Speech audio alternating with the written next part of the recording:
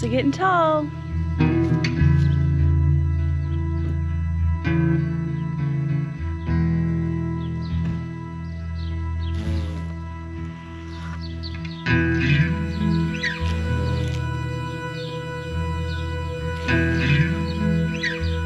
These garden beds are the beds that we actually harvested our potatoes out of last week. I've gone ahead and amended the beds and we're ready to plant in these beds again. So I actually grew cucumbers in this exact bed last season, and smaller varieties, bush varieties, do really well in small beds like this.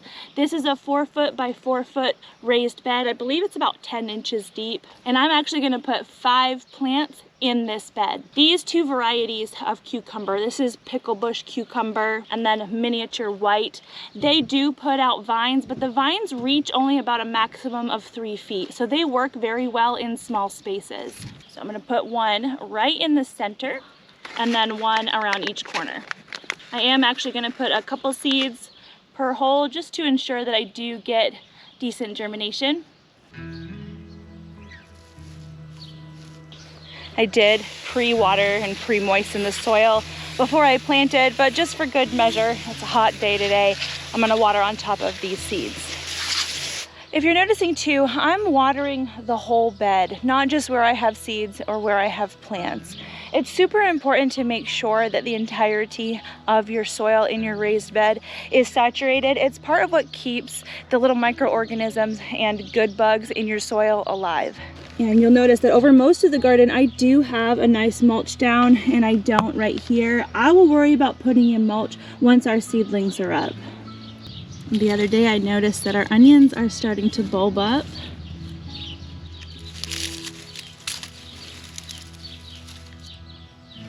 And these are what the onion blooms look like when they're open. Really, really pretty. Here's a size update on our heirloom tomatoes. They're looking lovely. This is actually one of the ones that cracked that I showed you last week. It's still going strong.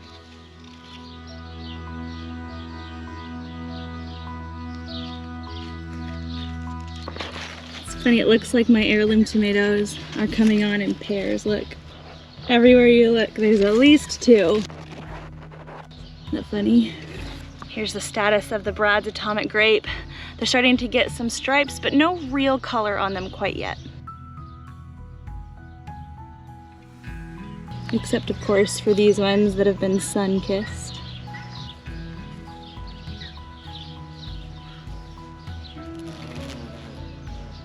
Thornless blackberries are still green, but they exist.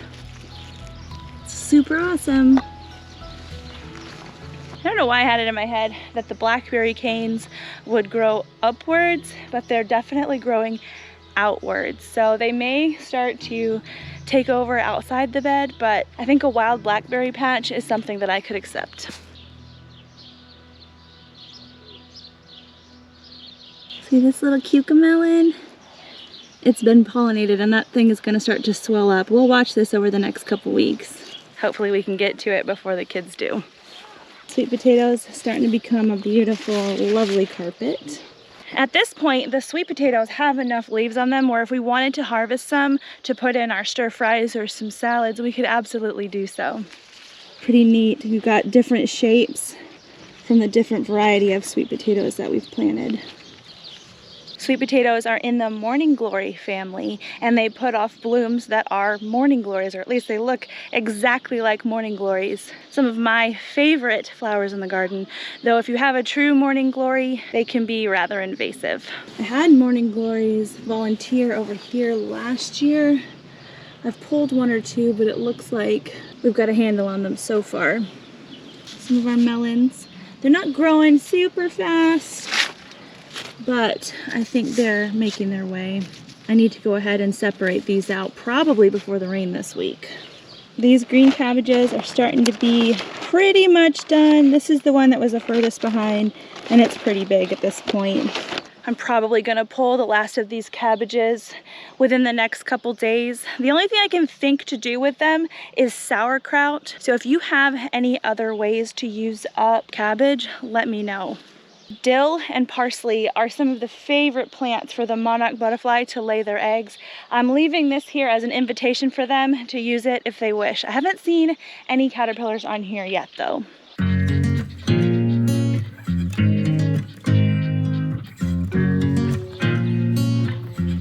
Purple cauliflower needs to come out.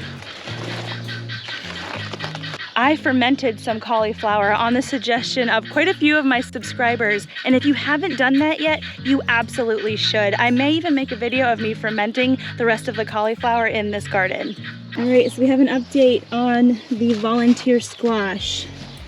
I found a female flower right down here. See that little fruit at the base of the flower? That looks suspiciously like an acorn squash to me.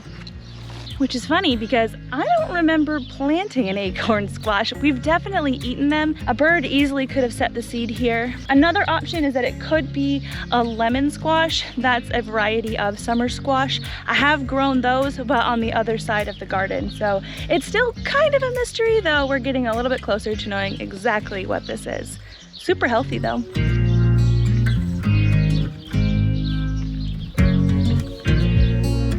You can probably notice that the lawn in the garden is a little bit overgrown.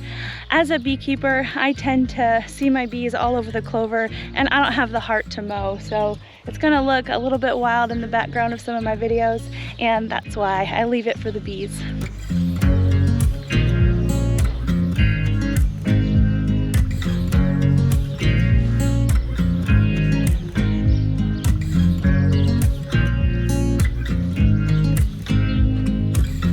I actually learned from Kaylee at the Homestead that 1 acre of elderberry provides 800 pounds of pollen for the bees.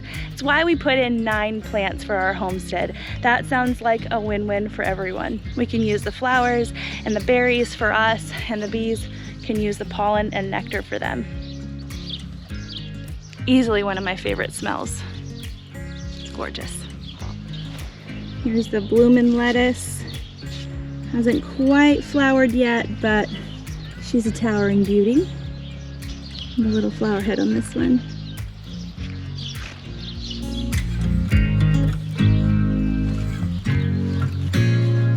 The elephant garlic, it's not quite ready yet, but it's well on its way to being harvested.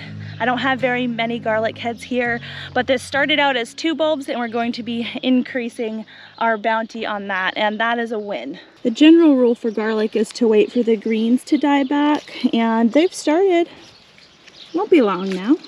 Some of my beans really didn't love that I took out some of the brassicas last week. And that's something to keep in mind with anything that you plant next to something that's going to be giving it shade, is how long is that companion plant going to be there, and what's going to happen when you go ahead and remove that plant. Sometimes the plant underneath can then receive twice the amount of sun or more, and it can sort of set them back. So I'm going to remove this dead stuff. There is plenty of beautiful green leaves over here, and these beans will bounce back and be just fine.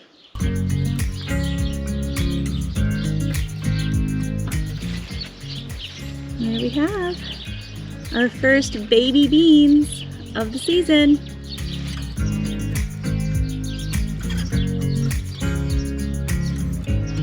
I'm actually going to switch out of my sun hat into my beekeeping veil before we head over to the greenhouse. The bees have been really, really sweet, but I still like to be careful. I got this beekeeping veil recently from Bella Beak online. I'll link her shop down below. This is handmade and I love it. Oftentimes in the evenings I want to go work out in the garden because it's much, much cooler, but that time in the evening in Kentucky is giant bug time, and I don't really enjoy it when mosquitoes fly into my ears and up my nose, and this prevents that. So think about it, gardeners. A beekeeping veil can be quite valuable even if you're not a beekeeper. Before we go into the greenhouse, I'm going to pop in a clip of what the greenhouse looked like just a month ago.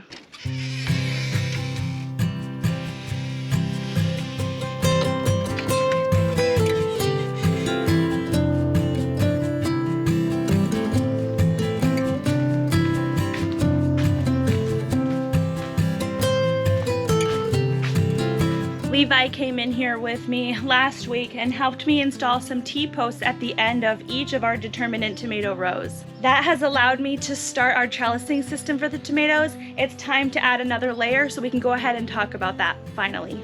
What I've decided to do in here is actually a modified version of the Florida weave method. You can see this tomato twine here and how it weaves around the tomato plants. The woven tomato twine serves to take up these branches and help them with the weight of the tomato fruit that they're putting on and allow them not to snap or not touch the ground. It's really effective and really inexpensive. I haven't gone about doing the Florida weave method perfectly. Again, this is a modified Florida weave.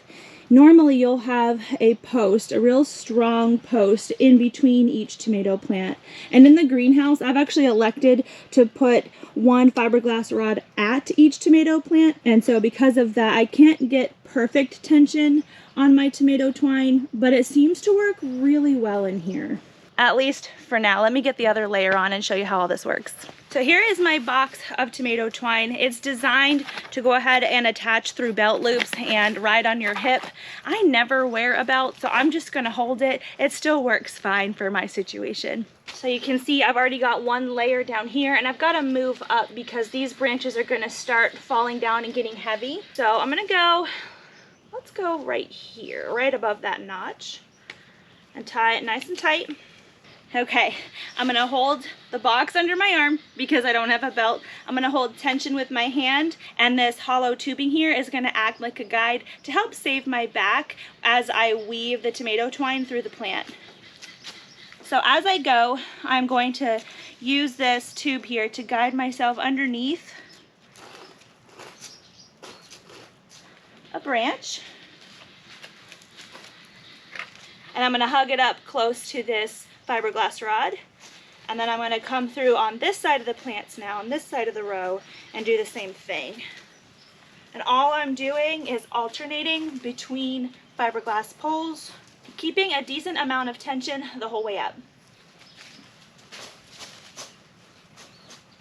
So now that I've made it to the end of the row, I've just pulled tension to help keep everything nice and taut, and I'm going to go around this T-post a couple times just to help keep that tension, and then I'm going to weave the opposite way back down the other row and sandwich each fiberglass pole. I'll show you.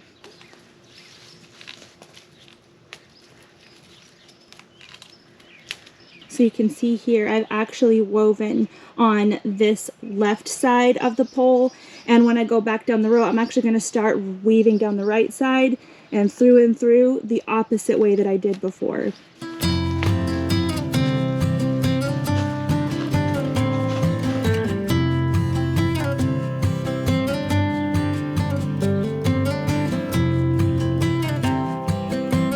Inevitably, there are a couple stragglers that end up not making it underneath the twine, so I just go back through and guide them up.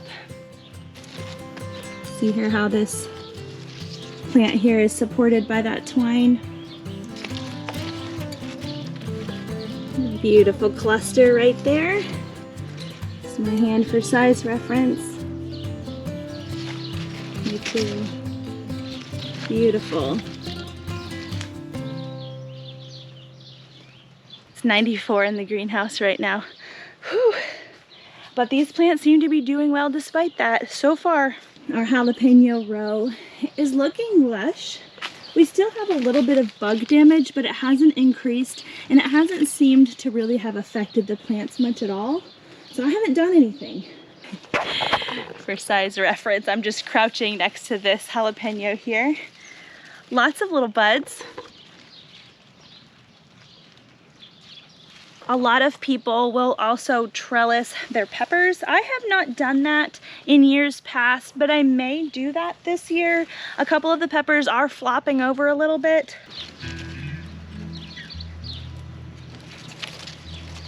Look at that!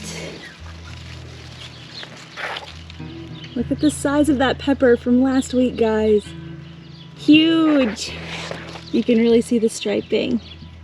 How fun are these?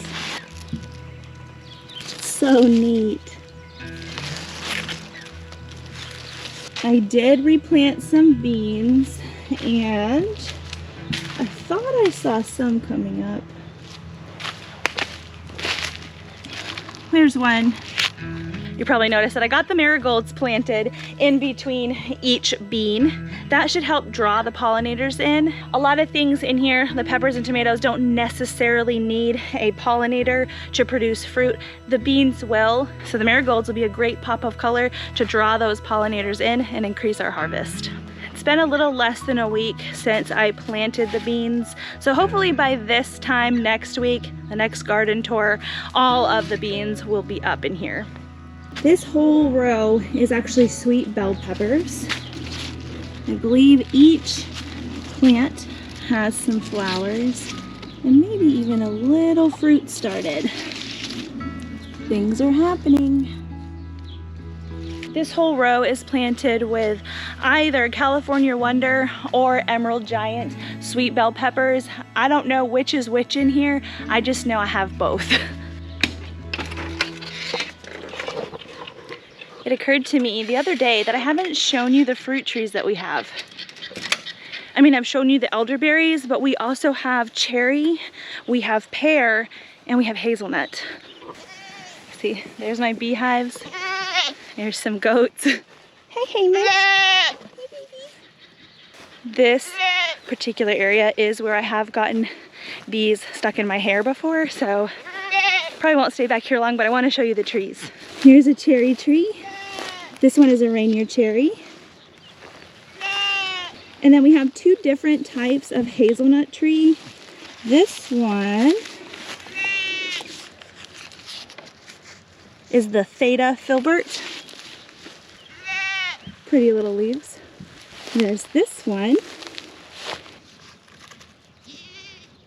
I was told in order for us to get nuts out of these trees that we needed to have two different varieties for pollination.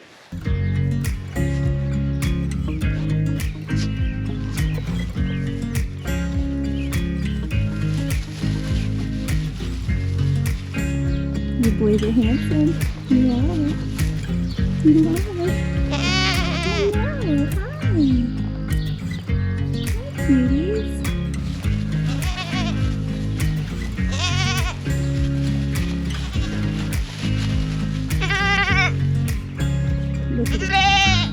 So side note here, this little pasture here was created using one 330-foot roll of fencing. So if you wanted to get an idea of what size of a little pasture you could make out of one roll of fencing, this is it.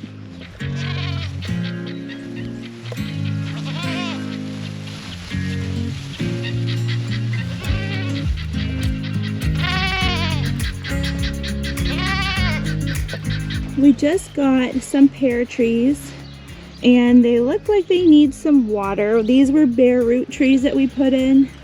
We have some Bartlett. And similar to the filbert or the hazelnut, a pear also needs an alternate variety in order to fruit. So they told us that we needed to have another pear variety within 50 feet of our pear tree. And this is a Moonglow pear. We have another Bartlett, and some of you may remember that we used to have some fig trees in the front lawn, but Mars took it upon himself to eat them, huh, Baba? See, I'm sort of good. I am, I'm sort of good. Where's your goats? Go get your goats. Go in.